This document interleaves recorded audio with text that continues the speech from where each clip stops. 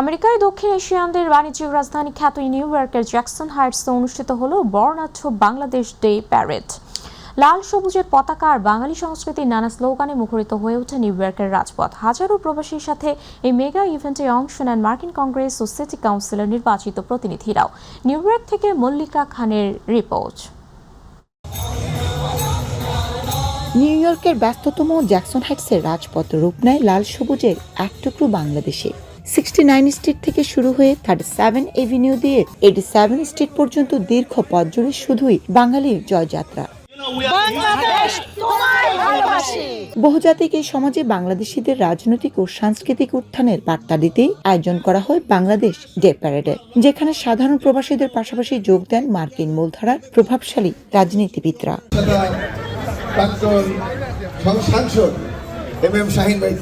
Bangladesh day প্যারেডে অংশগ্রহণ করে I am feeling very proud.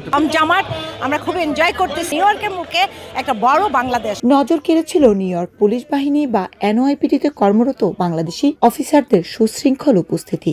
এছাড়াও বাংলাদেশের জনপ্রিয় তারকা ও সঙ্গীত শিল্পীদের উপস্থিতি ও তাদের প্রাণবন্ত পরিবেশনা পুরো প্যারেড মাতিয়ে রাখে, যা বিমুগ্ধ চিত্তে উপভোগ করেন ভিনদেশিরাও।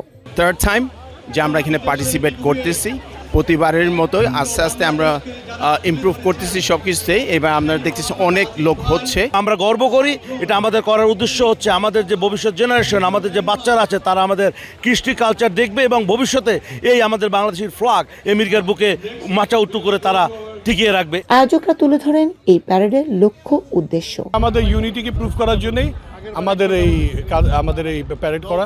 বাংলাদেশিরা we can make any difference in local government. আমাদের এখন বাঙালিরা নাসাতে আছে, কংগ্রেসে আছে, স্টেটে আছে, সিনেটে আছে এবং অনেক বড় বড় ইনস্টিটিউশনে আছে। And we are proud of it. And this is one of the ways we can show that yes we are together when we invite all of them here. তবে এত আনন্দের মাঝেও কিছুটা হতাশা আর বিতর্ক ছুঁয়ে গেছে এবারের আয়োজনকে।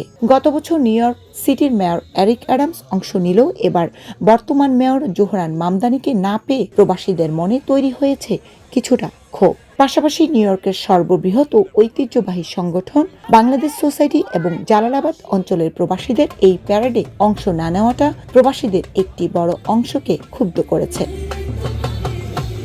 তবে বাংলাদেশের ইতিহাস ঐতিহ্যকে নতুন প্রজন্মের কাছে তুলে ধরার প্রয়াস সাধুবাদ জানান সকল অংশগ্রহণকারীরা। ব্যস্ততম এই নগরীর বুকে বাংলাদেশ ডে প্যারেড যেন প্রবাসীদের জন্য এক টুকরো বাংলাদেশ। আয়োজকরা বলছেন, লাল সবুজের এই মহা উৎসব শুধু প্রবাসীর বুকেই দেশের আমেজ ছড়িয়ে দিচ্ছে না, বরং বিশ্ব মঞ্চে বাংলাদেশের সমৃদ্ধ সংস্কৃতি ও গৌরবকে অত্যন্ত মর্যাদার সাথে তুলে ধরছে। মল্লিকা খান, মাই টিভি, নিউ ইয়র্ক, যুক্তরাষ্ট্র।